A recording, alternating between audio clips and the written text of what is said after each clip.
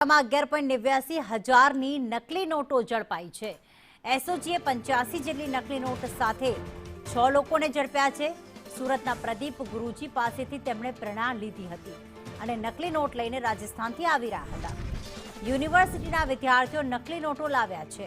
અક્ષય અને માંગીલાલ નોટો સપ્લાય કરતા હતા, જેમાં અક્ષય, સાગર, નિસર્ગ અને ધનુષ હલીગીરી જે છે તે ઝડપાયા છે। આ ઉપરાંત ભાવેશ શર્મા અને તીર્થ લીખિયાની પણ ધરપકડ કરવામાં આવી છે। ધરપકડ બાદ મોટા ખુલાસાની આશંકા છે કે આખરે તેઓ આ નકલી નોટ ક્યાંથી લાવ્યા હતા, ક્યાં છપાઈ રહી છે અને શું માર્કેટમાં તેમણે વહેતી કરી છે કે નહીં તે અંગે ખુલાસો કરવામાં આવશે।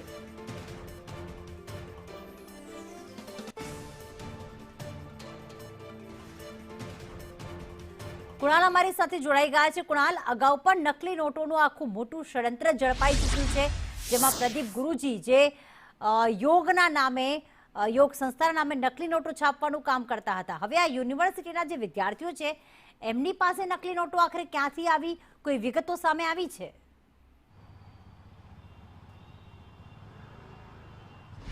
પ્રીતિ, થોડા મહિના પહેલા જે સુરતમાં જે પ્રદીપ ગુરુજીની ધરપકડ થઈ હતી અને ત્યારબાદ મોટા પ્રમાણમાં નકલી નોટોનો જે વેપલો છે તે અહીંયા ઝડપાયો હતો અને આ જે સમાચારો જ્યારે પ્રસારિત થયા, અહેવાલ પ્રસારિત થયા, તેને લઈને આ વડોદરાની ખાનગી યુનિવર્સિટીમાં અભ્યાસ કરતા ધનવાન પરિવારના આ નબીરાઓ પણ નકલી નોટોના રવાડે ચડ્યા હતા પોતાના મોજશોખ પૂરા કરવા માટે અને વડોદરાની એક ખાનગી બેંકમાં 20 જેટલી નોટો ઝડપાઈ હતી અને તેમાં આ 5 આરોપીઓ પૈકી એક આરોપીનું ખાતું ત્યાં હોવાનું સામે આવ્યું હતું અને તેને લઈને ક્રાઇમ બ્રાન્ચ અને એસઓજી કામે લાગી હતી। એસઓજીએ હાલ કુલ 6 આરોપીની ધરપકડ કરી છે, જેમાં અક્ષય ગોયલની પણ સંડોવણી છે। અક્ષય ગોયલ અને માંગીલાલ ગુજ્જર કે જેઓ રાજસ્થાનના છે અને આ 5 લોકોને તેઓ નકલી નોટો પૂરી પાડતા હતા। જ્યારે એસઓજીએ તેમના ઘરે નિવાસ સ્થાને જ્યારે છાપો માર્યો ત્યારે 85 જેટલી નકલી નોટો અહીંયા મળી આવી છે। 500ના દરની કુલ મળીને 2.18 લાખ રૂપિયા જપ્ત કરવામાં આવ્યા છે અને મુદ્દા માલ 11 લાખથી વધુનો હાલ અહીંયા જપ્ત કરવામાં આવ્યો છે। અક્ષય ગોયલનો મૂળ રાજસ્થાનનો છે, તેની પણ ધરપકડ કરાઈ છે। જ્યારે જે 5 આરોપીઓ છે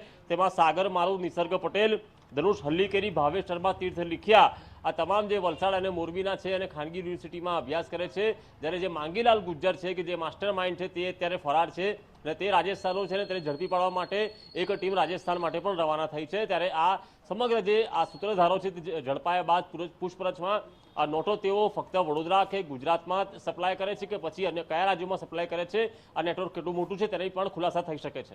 આભાર કુણાલ તમામ વિગતો માટે।